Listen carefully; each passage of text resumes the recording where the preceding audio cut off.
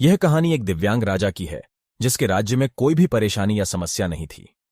सभी लोग उस राजा से बहुत खुश थे और ऊपर वाले से धन्यवाद करते थे कि इतने अच्छे राजा को उनके जिंदगी में भेजे हैं। वह राजा दिव्यांग था, उसकी एक आंख नहीं थी और एक पैर नहीं था, लेकिन फिर भी राजा को इस बात का कोई मलाल नहीं था।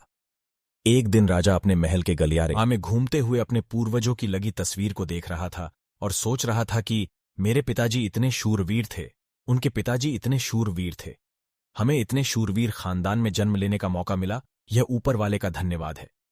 राजा ने सभी चित्र को देखते हुए आखिरी चित्र तक पहुंचा और फिर उस खाली जगह को देखा तो वह चिंता में पड़ गया, क्योंकि उसे मालूम था कि अब यहां जो तस्वीर लगेगी वह उसी की लगेगी। लेकिन राजा को इस बात की चिंता नहीं थी कि वह मर जाएगा। चिंता इस बात की थी कि वहां जो पेंटिंग लगेगी वो कैसी लगेगी। राजा का एक आंख और एक पैर न होने की वजह से वह चिंता में पड़ गया और सोचने लगा कि इस गलियारे में इतने शानदार पेंटिंग लगी है, लेकिन मेरी एक आंख और एक पैर न होने की वजह से मेरी ही तस्वीर सबसे खराब लगेगी और सबसे भद्दी दिखेगी।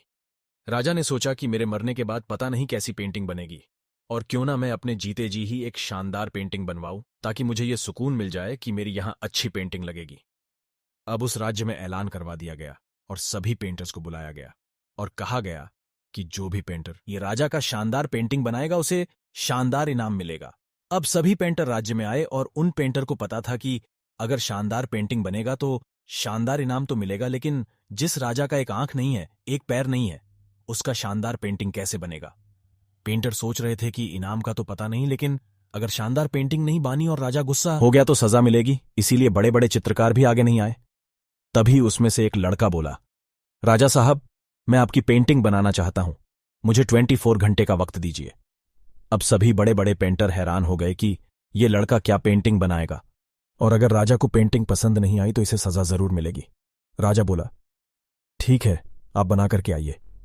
अगले दिन वह लड़का तस्वीर बनाकर लाने वाला था और दरबार पूरी तरह से भर चुका था। लोग दूर दूर से ये देखने के लिए आए थे कि वह लड़का कैसा पेंटिंग बनाकर लाएगा। अब लड़का जब उस राजा की पेंटिंग बनाकर लाया तो लोग आश्चर्यचकित रह गए।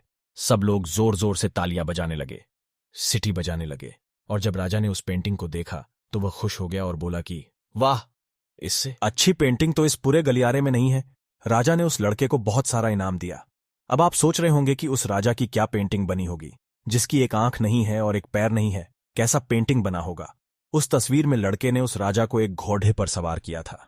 एक साइड से उस राजा का एक पैर दिख रहा था और राजा तीरंदाजी करते हुए निशाना लगा रहा था, और निशाना लगाते वक्त एक आंख बंद हो जाती है, और उस लड़के ने उस राजा की वही आंख बंद की थी जो राजा के पास नहीं थी। इस तरह से उस लड़के ने राजा को निशाना लगते हुए घोड़े के ऊपर सवार दिखाया, जिससे एक आंख बंद और एक ही पैर दिखाया, और इतना शानदार पेंटिंग बनाया था कि वह अब तक की सबसे सर्वश्रेष्ठ पेंटिंग थी। उस लड़के के सामने भी चुनौती थी, संकट था, लेकिन उसने सकारात्मक का साथ नहीं छोड़ा।